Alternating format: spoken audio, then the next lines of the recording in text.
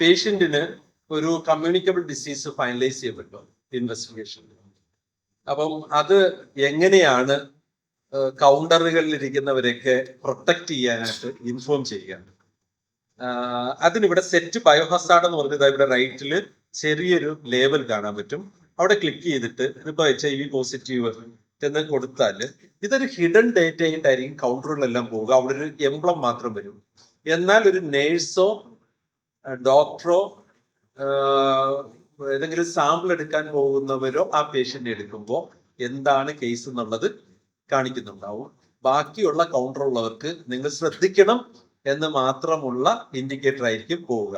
First set ബയോഹസാർഡിനകത്ത് ഇപ്പൊ indicator വരും. ഇനി എല്ലാ വിൻഡോയിലും ഇതുപോലൊരു ഇൻഡിക്കേറ്റർ വന്ന് കിടക്കും. നമുക്ക് അത് വേണ്ട എന്ന് തോന്നിയാൽ അവിടെ വീണ്ടും ബയോഹസാർഡ് എടുക്കുക, അത് റിമൂവ് ചെയ്ത് സേവ് ചെയ്യാം.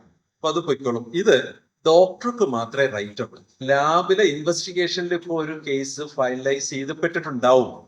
പക്ഷെ അത് മാർക്ക് ചെയ്യണോ വേണ്ടതെന്ന് തീരുമാനിക്കുന്നത് ഡോക്ടറാണ്. സോ അതുകൊണ്ട് ഡോക്ടർ വിൻഡോയിൽ മാത്രമുള്ള ഒരു ഫീച്ചറാണത്. അപ്പൊ ആരെങ്കിലും അത് ഇപ്പം വീണ്ടും COVID-19 സ്പ്രെഡ് ചെയ്തു, നമുക്ക് COVID-19 പോസിറ്റീവായ പേഷ്യൻസിനെ കൗണ്ടറുകൾ ഐഡന്റിഫൈ ചെയ്യണം എന്ന് പറഞ്ഞാൽ അത് റിസൾട്ട് കിട്ടി ഫൈനലൈസ് ചെയ്യുന്ന ഡോക്ടറാണ് രേഖപ്പെടുത്തേണ്ടത്. ലാബിൽ നിന്നേ അത് മാർക്ക് ചെയ്യാൻ പറഞ്ഞാൽ അത് സാധാരണ ഗതിയിൽ അത് പെർമിറ്റ് ചെയ്യാം.